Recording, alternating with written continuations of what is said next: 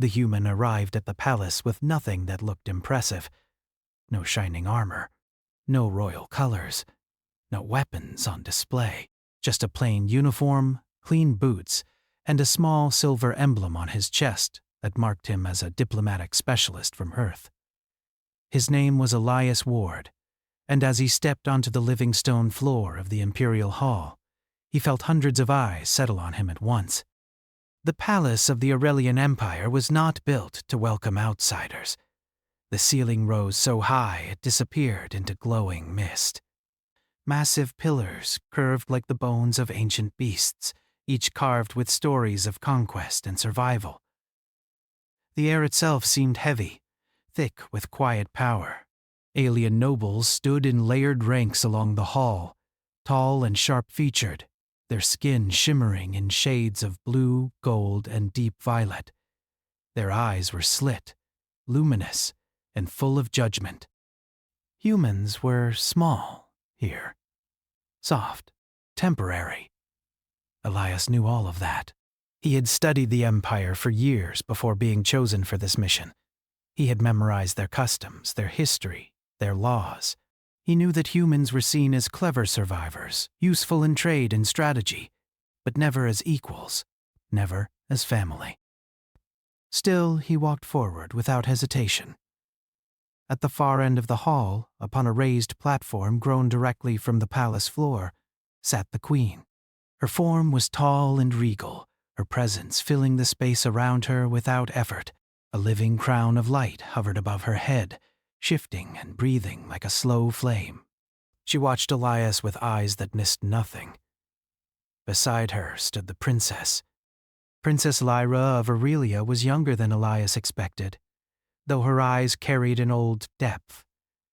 Her skin held a soft silver glow, and delicate markings traced her face like starlight frozen in place. Unlike the other nobles, she did not look at Elias with contempt or curiosity alone. She looked interested. Elias felt it the moment their eyes met. Not fear, not judgment, just attention. Careful, focused attention. The herald's voice echoed through the hall, announcing Elias's name, rank, and purpose. Words about alliance, cooperation, shared survival against growing threats at the edge of known space.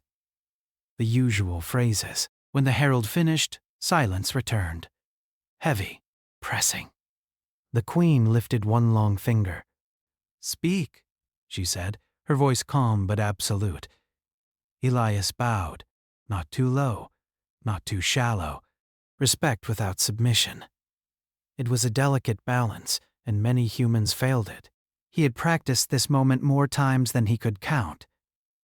"I come on behalf of Earth," he said clearly, "not to beg, not to demand, but to offer partnership."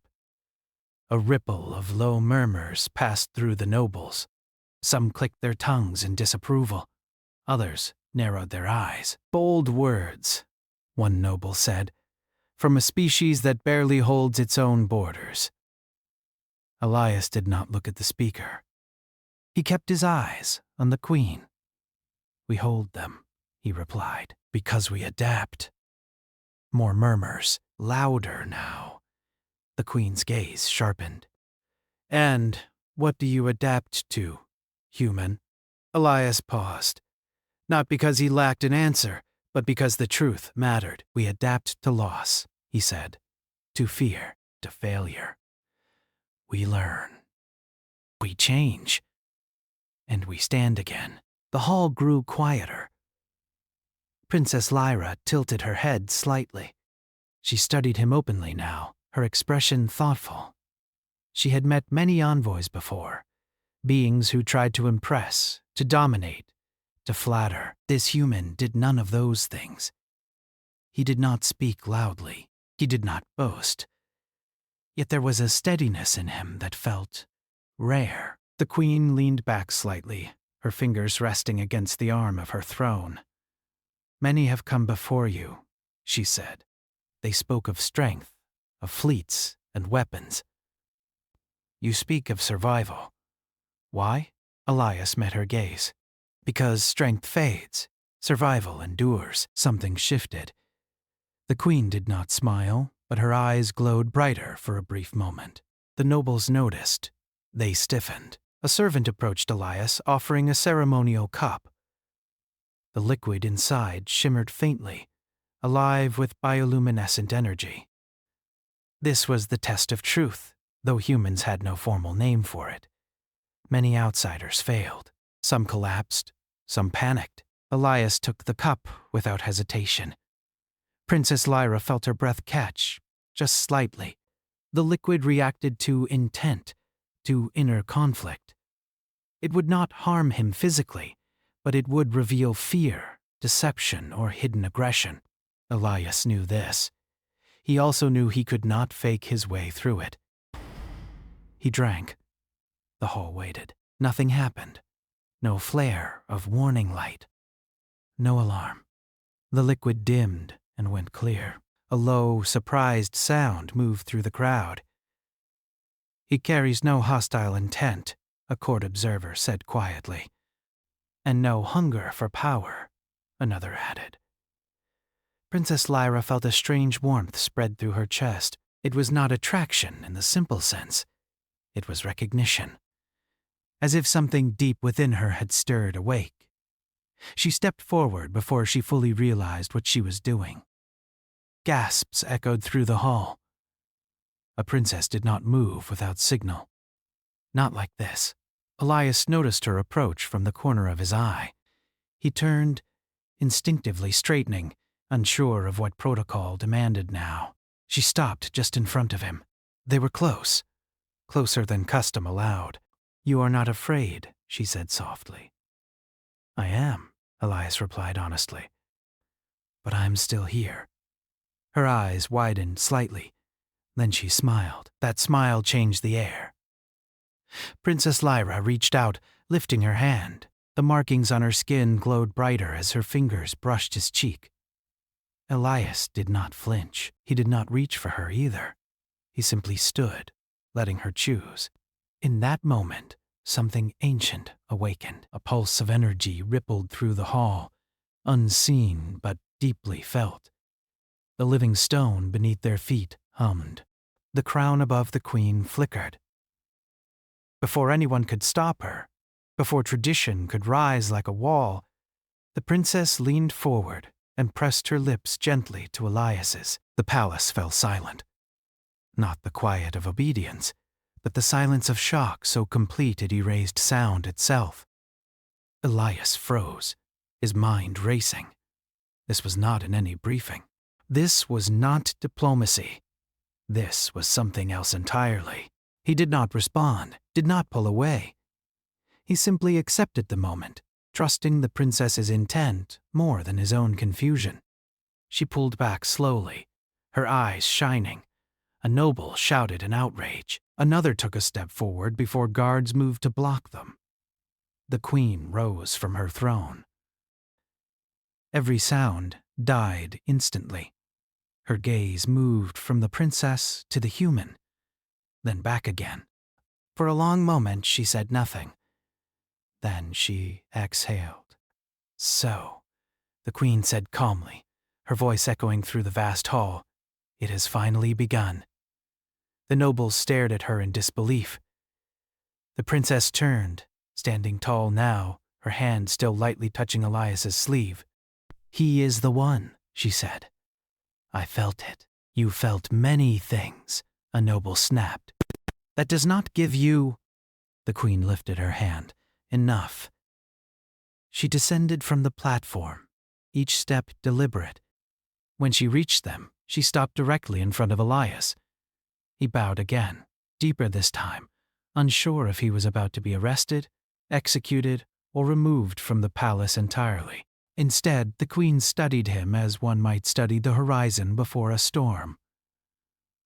"You did not ask for this," she said. "No, Your Majesty," Elias replied. "I did not. And yet," she continued, "you did not resist." "I trusted her," he said simply. The queen looked at her daughter. Then, slowly, she smiled. Not a soft smile. A knowing one. "Prepare the court," the queen said, turning to the stunned assembly. Ancient laws have been awakened. A ripple of fear moved through the nobles. The queen's eyes returned to Elias. Human, she said, your presence has changed this palace. She placed a hand on his shoulder, the weight of empire resting in that touch. Whether you survive it, she added, will depend on who you truly are. Elias swallowed, his heart pounding, but he met her gaze. Then I'll show you, he said, and for the first time in centuries, the palace of Aurelia did not feel invincible. It felt alive. The silence that followed the queen's words did not fade quickly. It settled into the palace like a living thing, heavy and watchful. Guards tightened their grips on ceremonial spears. Nobles leaned toward one another, whispering in sharp, angry tones. The kiss had not just broken tradition. It had touched something ancient, something dangerous. Elias felt it in the way the air pressed against his skin. He stood where he was, aware that every movement mattered now. His heart was still racing, but his face remained calm. Years of training helped, but more than that, he refused to show fear. If this empire judged strength through control, then panic would destroy him faster than any blade. Princess Lyra stepped slightly in front of him, not shielding him, but standing with him. The message was clear to anyone watching. The queen turned away from the crowd and spoke quietly to her daughter. Their words did not carry, but the tension between them was visible. The queen's expression shifted between concern and resolve. Lyra listened, her chin raised, her eyes steady. Finally, the queen turned back to the court. By ancient law, she announced, any outsider chosen by the royal bond must be tested. A roar of voices followed. This is madness. The law was meant for our own kind. A human cannot endure the trials. The queen raised her hand, and the sound died again. The law does not care for your comfort, she said, only for survival. Her gaze swept the hall, daring anyone to challenge her authority openly. No one did. She looked back at Elias. You will remain in the palace, she said. You will not leave. You will not be harmed, unless you fail. Elias nodded once. I understand. You understand very little, a noble hissed. The queen ignored him. Take him to the eastern wing. Assign guards. And prepare the chamber. At the word chamber, even the guards stiffened. Princess Lyra's fingers tightened briefly against Elias's sleeve. Mother, she said, the chamber has not been used in generations. Then it remembers, the queen replied. Elias was escorted through long corridors grown from crystal and stone. The palace felt different now, less distant, more aware. Lights dimmed and brightened as he passed. Servants paused, watching him with expressions that ranged from fear to curiosity. The guards did not touch him, but they stayed close. Princess Lyra walked beside him, silent for a long time. When they finally reached a quieter hall, she spoke. You should be afraid, she said softly. I am, Elias replied, but I don't regret being here. She stopped walking and turned to face him. The trials are not meant to be fair. I didn't expect them to be. A faint smile touched her lips. You adapt quickly. I have practice. Her expression grew serious. The chamber tests more than strength. It will see what you hide from yourself. Elias thought of Earth, of cities rebuilt after disaster, of people who kept going even when hope was thin. He thought of why he had accepted this mission. I don't hide much, he said. She studied him, searching for doubt. When she did not find it, something like relief crossed her face. They reached a large door, sealed with shifting symbols. The guards stopped. This is as far as I go, Lyra said. Once the trials begin, no one can interfere, not even the queen. Elias nodded. Thank you for standing with me. She hesitated, then placed her hand over his heart, just for a moment. Come back, she said. The door opened. The chamber was vast and empty, its walls smooth and dark, reflecting no light. As Elias stepped inside, the door sealed behind him without sound. The air changed instantly, growing colder. A voice echoed from everywhere and nowhere. Trial 1, Presence. The floor beneath Elias shifted. The darkness around him deepened, then cleared. He was no longer in the chamber. He stood on a battlefield. Smoke filled the sky. The ground was torn and burning. Around him lay bodies, human and alien alike. He recognized the place instantly. A failed joint operation from years ago. A mission where alliance talks had broken down, where lives were lost because trust came too late. His chest tightened. This is memory, the voice said. Stand. Figures moved in the smoke. Soldiers called out for help. Orders echoed, overlapping, conflicting. Elias felt the familiar pull of guilt, the weight of choices made with incomplete information. He knew this place. He had survived it, but survival had come with scars. A wounded soldier crawled toward him, bloodied, reaching out. Help me, the soldier whispered. Elias knelt without thinking. He pressed his hands against the wound, trying to stop bleeding. That would not stop. He knew how this ended. The memory did not change. You cannot save them, the voice said. Will you still stay? Elias swallowed. His hands shook, but he did not pull away. Yes, he said. I stay. The scene did not fade immediately. The pain lingered. The weight pressed harder. Then, slowly, the battlefield dissolved. Elias found himself back in the chamber, gasping, sweat cold on his skin. Trial 1 complete, the voice said. You did not flee. Elias did not answer. He focused on breathing. Trial 2, choice. The floor shifted again. This time, he stood in a quiet room. Clean. Safe. A single door stood before him. On the wall beside it appeared an image of Earth. Blue, peaceful, untouched. Return, the voice offered. Leave this place. Forget what has begun. Your people will never know what you gave up. Elias stared at the image.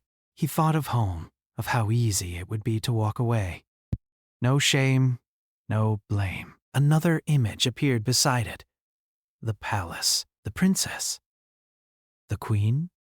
The empire standing on the edge of unseen threats. If you stay, the voice continued, you may die. You may fail. You may be forgotten. Elias closed his eyes. Humans were good at surviving, but survival was not always about choosing safety. He stepped away from the door. I stay, he said. The image vanished. Back in the palace, Princess Lyra felt a sudden warmth spread through her chest. She did not know why, only that something important had happened. The queen watched the sealed chamber doors, her expression unreadable. He has passed too, an observer whispered. Impossible, another replied. No outsider has passed even one in centuries. Inside the chamber, Elias steadied himself as the air shifted again. Trial 3 will begin soon, the voice said. Rest. For the first time, Elias allowed himself to sit.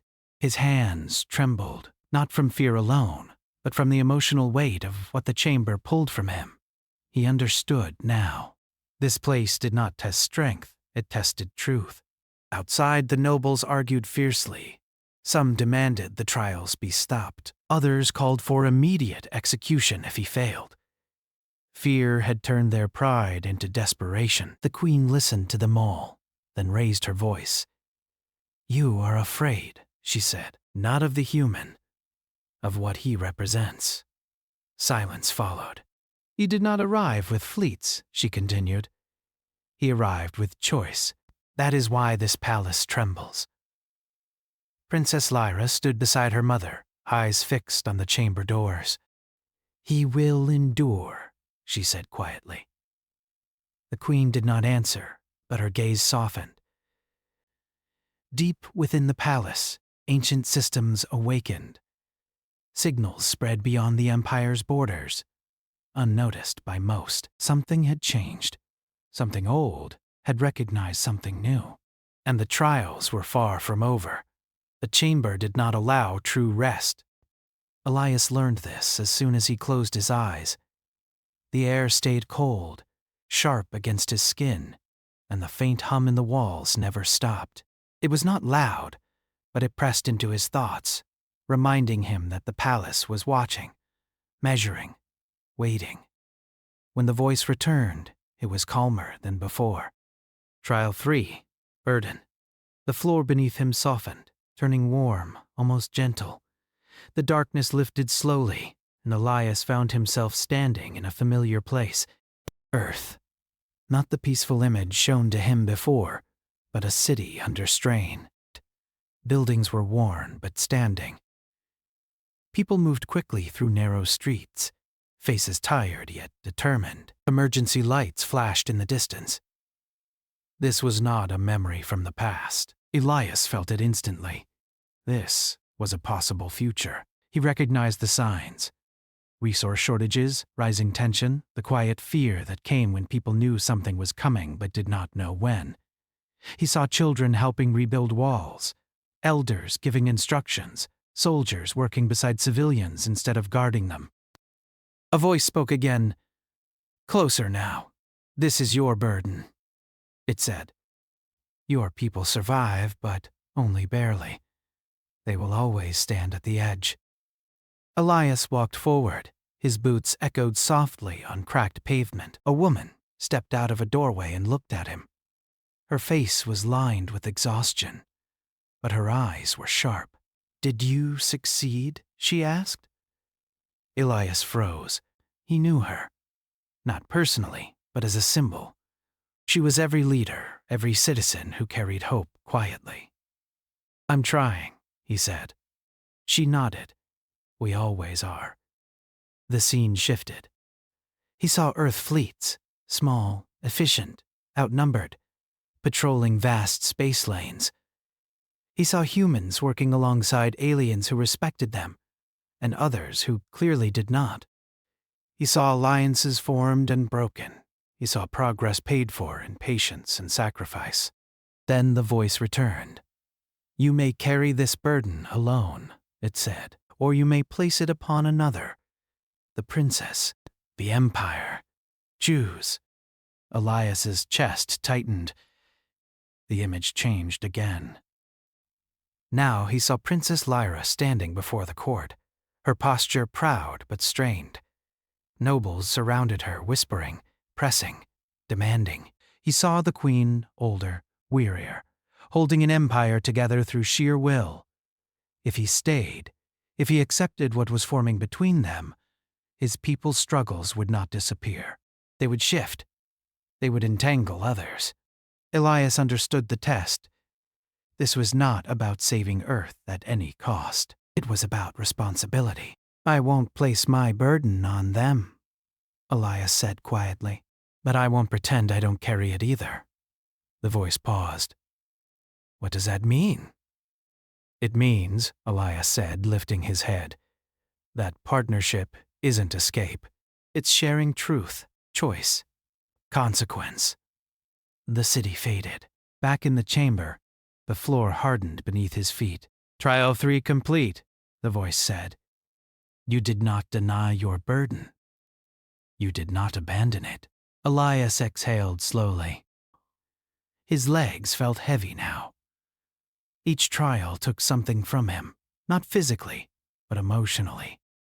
Still, something else was growing inside him as well, a steady clarity. Outside the chamber, tension had reached a breaking point. The nobles argued openly now, no longer hiding behind polite language. Some demanded the trial's end. Others insisted the human be removed before ancient laws bound the Empire to weakness. He is a destabilizing force. He has already awakened dormant systems. He is not one of us. Princess Lyra stood before them, her expression cold. He is proving himself, she said. Something many of you fear. A noble stepped forward, taller than the rest, his voice sharp. Fear? No. We understand risk. You would tie our future to a species that struggles to survive. Lyra met his gaze without blinking. And yet they do survive. The queen watched in silence, her thoughts distant. She felt the palace respond to Elias in ways she had not sensed in centuries. Ancient structures, old protocols, systems designed to react only to royal blood or empire-wide threats were waking, not because Elias was powerful, but because he was honest. Inside the chamber, the voice returned again. Trial 4 approaches, it said.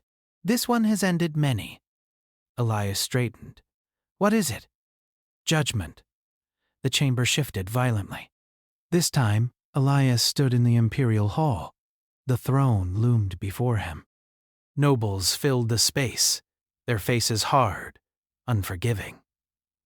Princess Lyra stood to one side, restrained by unseen force. The queen sat above, her expression distant, unreadable. This is not the present, the voice said. It is perception, a noble spoke. Human, you have caused division. Another added, you threaten our traditions. A third, you seek power you do not deserve. Elias opened his mouth to respond, but no sound came out. You may defend yourself, the voice said, or you may listen. Elias closed his eyes for a moment. He listened. He heard fear beneath anger. He heard uncertainty beneath pride. He heard an empire that had survived for so long it no longer knew how to change without pain. When he opened his eyes, his voice returned. I didn't come to take anything, he said. I came because you asked for alliance. Because the galaxy is changing, whether we want it to or not.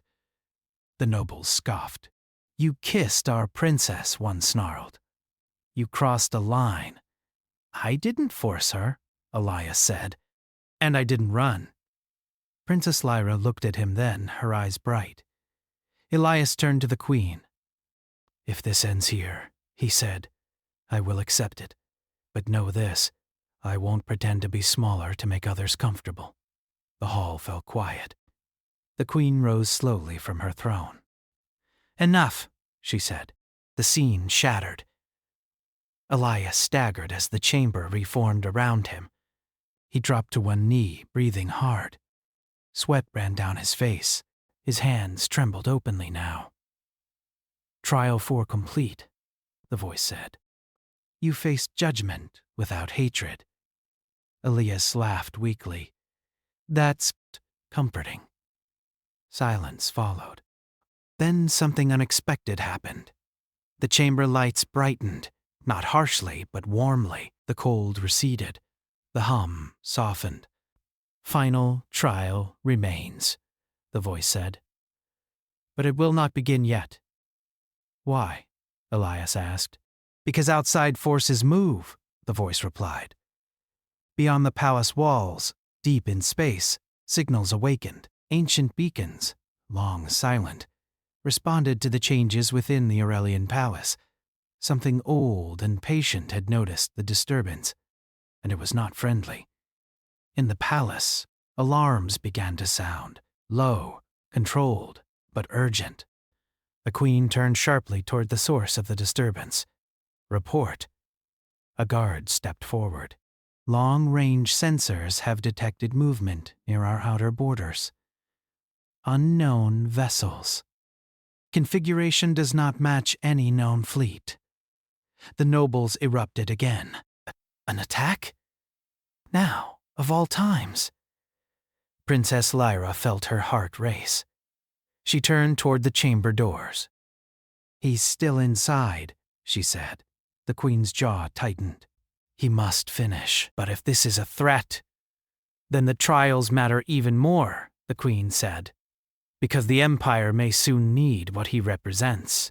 Inside the chamber, Elias felt it too, a pressure beyond the walls, a sense of urgency that did not come from the trials themselves.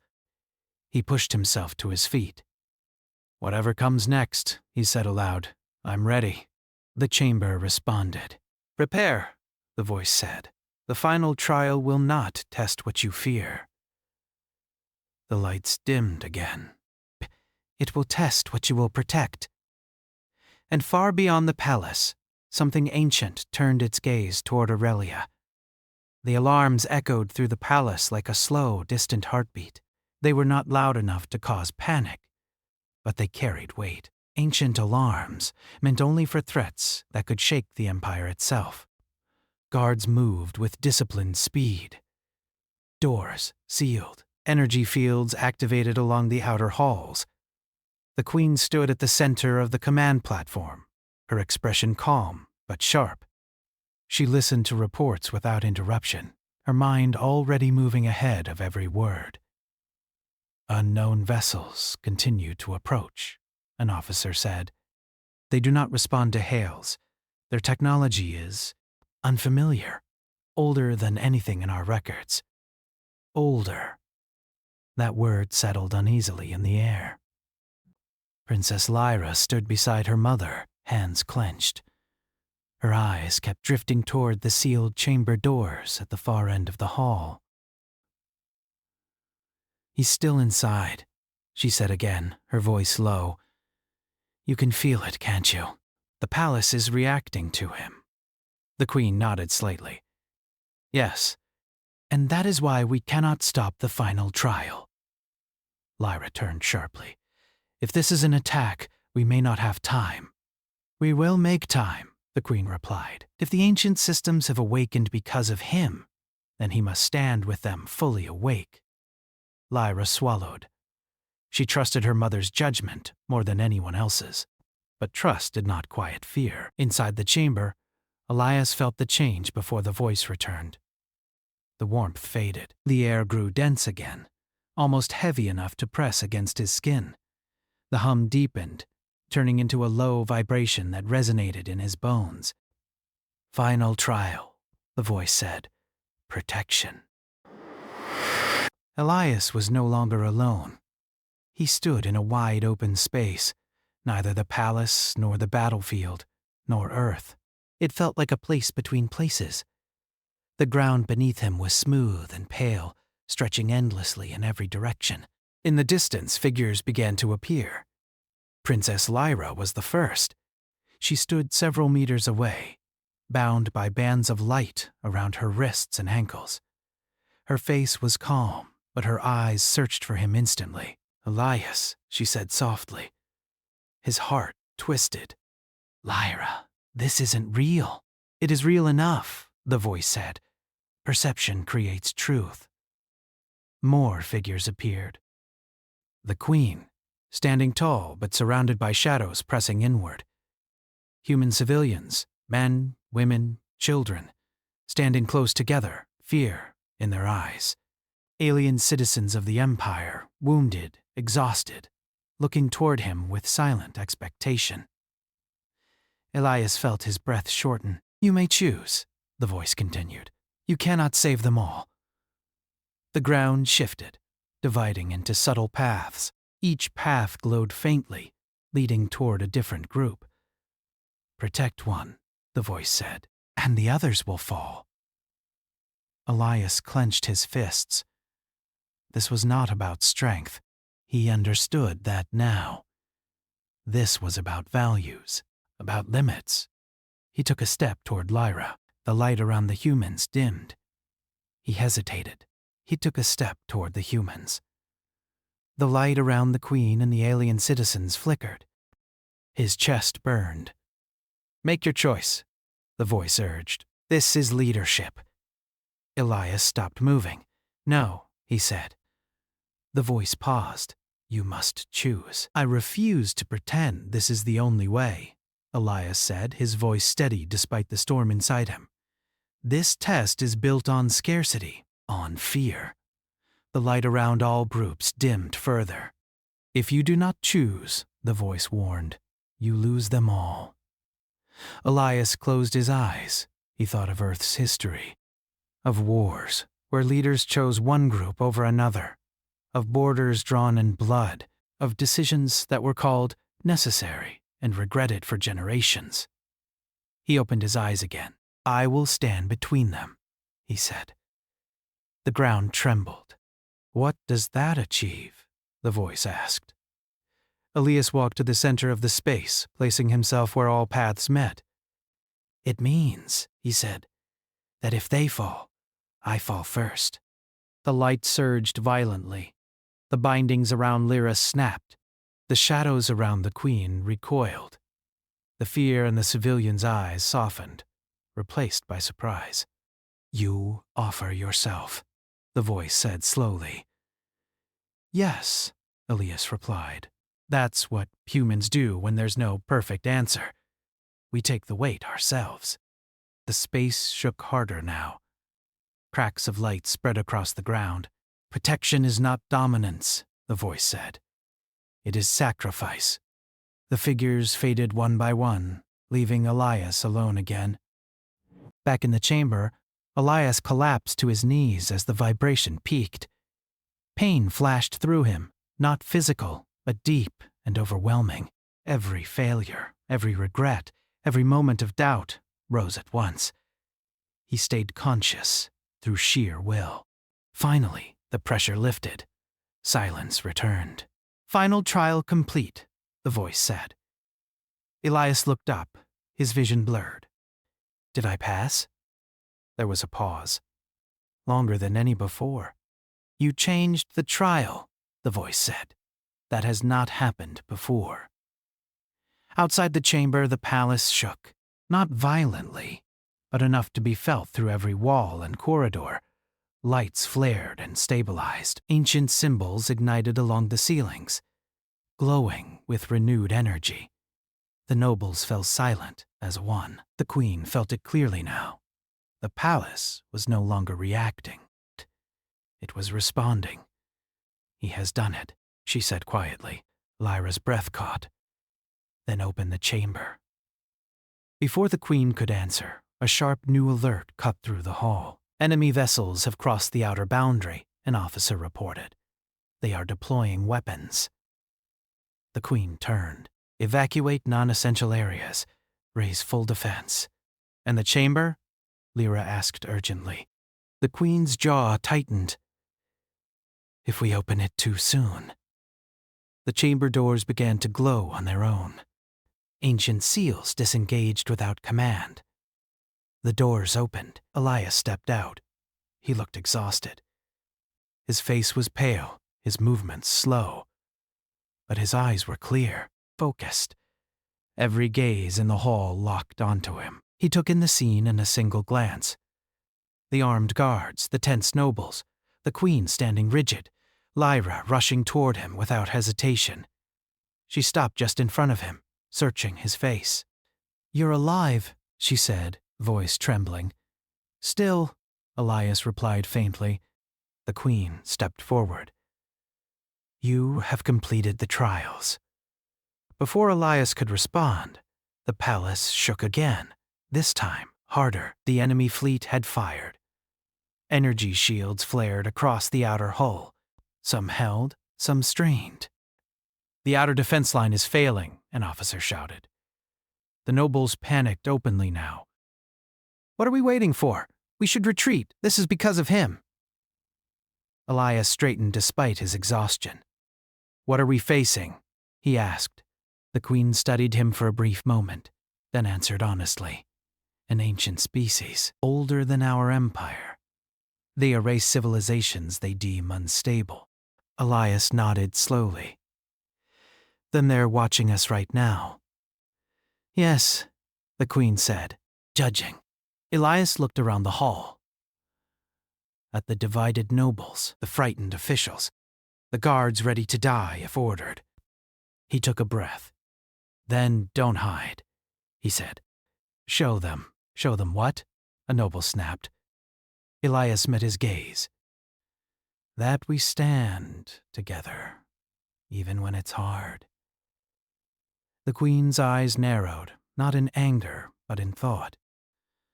You would have us present unity, she said, when we are fractured. Elias turned to her. Unity isn't pretending we agree. It's choosing not to turn on each other when something worse arrives. Another impact shook the palace. The Queen made her decision. All forces, she commanded, her voice carrying power, hold position. Open external channels. Broadcast full transparency. Gasps filled the hall. That will expose. It will show truth, the Queen said. And that is what they judge. She looked at Elias. Stand with us. Elias stepped forward without hesitation. Lyra moved to his side. Together they faced the unknown threat bearing down on the Empire. Far beyond the palace, ancient eyes watched the transmission begin. And for the first time in a very long time, they did not see fear alone. They saw choice. They saw sacrifice. They saw humanity. The sky above the palace burned with light. The enemy fleet was massive, their ships old and alien, sleek with sharp edges that seemed to cut the vacuum of space itself. Their energy weapons glowed as they targeted the palace's outer defenses. Humans would have called it impossible. Many alien nobles muttered the same, but Elias stood firm, his eyes fixed on the looming threat. He had faced the trials and understood what they had prepared him for. They had tested his heart, his mind, his courage. Now the test was real, and it was no longer abstract. Princess Lyra stayed at his side. Her hand brushed against his arm once, almost instinctively, as if grounding herself in his presence. She had seen the human endure more than any Aurelian soldier or diplomat ever could, more than most in the galaxy could. He had survived the Chamber's trials not because of strength, but because of choice. And that choice was human. The Queen's voice cut across the hall. All defensive systems online, energy shields at maximum. Send the visual transmission to every sector. The nobles gasped. Every sector? Even the outer colonies? One whispered. Yes, the Queen replied, her gaze fixed on Elias. Let them see what this alliance means. Let them see what humanity can do. Elias nodded. Then let's not waste time. He walked to the central command console, his uniform plain but his presence commanding. With a few precise movements, he activated systems the Aurelian technicians had never dared use in combination. Defense grids synchronized, weapon arrays aligned. Surveillance drones spread throughout the palace grounds, linking every sensor to a single network. What are you doing? A noble demanded. Showing them, Elias said simply. That unity is stronger than fear. The first strike hit. A massive energy beam slammed into the palace's outer shield. The walls shuddered. Cracks of blue light raced across the surface. Guards fell to their knees, gripping their stations. But Elias did not flinch. He adjusted the energy flows, redirecting power where it was weakest, reinforcing shields before the next impact. Lyra watched him work, awe in her eyes. She had always known humans were clever, but this was something else. The enemy fired again, hundreds of beams targeting vital points. The palace trembled under the assault. For a moment, fear flared in the hall. The nobles whispered about retreat, evacuation, surrender. Elias stood taller. No, he said. Not today. He tapped into the palace's emergency systems, ones only the Queen could authorize. Entire sectors of the building shifted their energy, creating temporary shields for personnel and civilians. Each movement was precise, deliberate, not brute force, not panic, control, strategy, humanity. The aliens paused. Something about the response confused them. Their beams faltered as their scanning arrays registered anomalies in the palace energy signatures. "They adapt," one alien commander hissed. "The species, it learns." Elias did not hear the words. He was too busy coordinating the palace's defenses, ensuring every corner, every civilian, every soldier had protection. And yet, even in the chaos, he remained calm, steady, focused. Lyra joined him at the console. "How are you doing this?" she asked, voice tense. Elias smiled faintly. "I don't just react. I anticipate." He tapped a sequence. The palace's outer shields flickered, then pulsed in a wave of energy that pushed back the enemy's formation slightly. Humans survive by thinking ahead. The Queen watched from above, her expression unreadable. But she could feel it.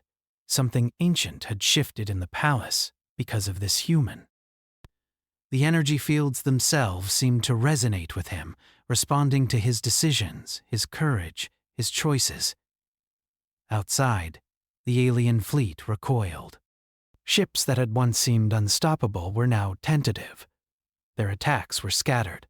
Their formations broke. A noble gasped. "They're retreating!" Elias kept working, redirecting energy, keeping the palace stable and ensuring no collateral damage among civilians. With each pulse, with each adjustment, the aliens faltered further. Finally, the enemy commander made a choice. Their fleet veered sharply away, retreating into the void from which they had come. Their massive ships disappeared, leaving only silence.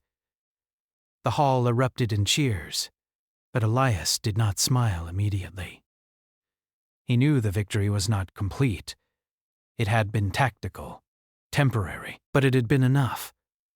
Enough to show the Empire and the universe that humans were more than expected, that courage, choice, and intelligence could shift the impossible. Princess Lyra stepped forward. "You did it," she said softly, almost in awe. "You saved us all." Elias looked at her. "We did it. Together." The Queen descended from her platform, her presence commanding silence once more. She approached Elias with measured steps. Every noble in the hall watched, holding their breath. "You have done what no other outsider could," she said. "You have faced trials, judgment, and the unknown, and you have emerged, not just unbroken, but triumphant. Not because you wield power, but because you chose responsibility." Elias bowed respectfully. "Thank you, Your Majesty." The Queen's gaze swept the hall, then returned to Elias. "The Empire has waited centuries for someone worthy, and in all that time we never imagined that the one worthy would come from a small, distant world called Earth." Gasps moved through the court. Nobles murmured, whispering. Some were stunned. Some were jealous. But no one could argue. The palace had felt the shift. The trials, the chamber, the alien threat. It had all confirmed one truth. Princess Lyra stepped forward, taking Elias's hand. "You stood when I needed you," she said. "When the Empire needed you. When everyone else doubted, you never did. And I," she paused, eyes shining, "I chose you." The hall froze. Silence fell, heavier than before. Nobles stared at them in disbelief. Guards hesitated. Even the Queen's advisors held their tongues. The Queen broke the silence. "Finally," she said, her voice calm but resolute. "We have found a son-in-law." The words echoed through the palace. A declaration. Not just personal, but political. Not just for Elias, but for the Empire. Elias felt the weight of them, the responsibility, the honor. But he also felt a warmth, a connection to Lyra, to the Queen, to something far larger than himself. He took a deep breath and spoke clearly. "I will not fail. Not her. Not this Empire. Not humanity." The Queen nodded, almost imperceptibly. "Then you are ready." Lyra leaned close, resting her hand against his chest. "We are ready together." Outside the palace, the Empire's fleet responded. They had witnessed the humans' actions. Sensors relayed his strategic decisions. Humans had shown bravery, intelligence, and adaptability. The outer colonies whispered stories of a small, distant species standing tall against impossible odds. For the first time, humans were no longer just survivors. They were leaders, partners, heroes. Elias turned to the Queen. "What now?" She smiled faintly. "Now you are part of this empire, and this empire is part of you. There will be challenges. There will be threats, but we will face them together." He looked at Princess Lyra, at the nobles, at the palace that had once seemed so distant, so indifferent, and he felt something he had never felt on Earth, a sense of belonging, a sense of purpose. "I am ready," he said. "Then let's begin." And in that moment, the palace that had fallen silent at a single kiss erupted, not in noise, but in life. Vibrant energy, hope, and unity flowed through the halls. Nobles began to see the value of partnership. Guards smiled quietly. The citizens, though far away, would hear of this day for generations. The Queen stepped back, allowing them to stand together in the center of the hall. She watched the human and her daughter, noting the quiet strength between them. "Yes," she said softly to herself. "Finally, the Empire has a son-in-law worthy of its legacy." And for the first time in centuries, the palace and the Aurelian Empire felt truly alive. Across the galaxy, signals carried the story of courage, choice, and unity. And humanity, small but unyielding, had claimed its place among the stars. Elias looked at Lyra again, smiling faintly despite exhaustion. "I think we've started something bigger than either of us." She returned the smile. "We have, and we will protect it together." Above them, the ancient palace walls hummed in quiet agreement. For the first time, humanity had proven that courage and heart could shape the fate of worlds. And in that silent, powerful resonance, the future began. The Empire had survived. Humanity had survived. And together, they would thrive. The palace was no longer silent. It had a voice now, and it spoke of hope.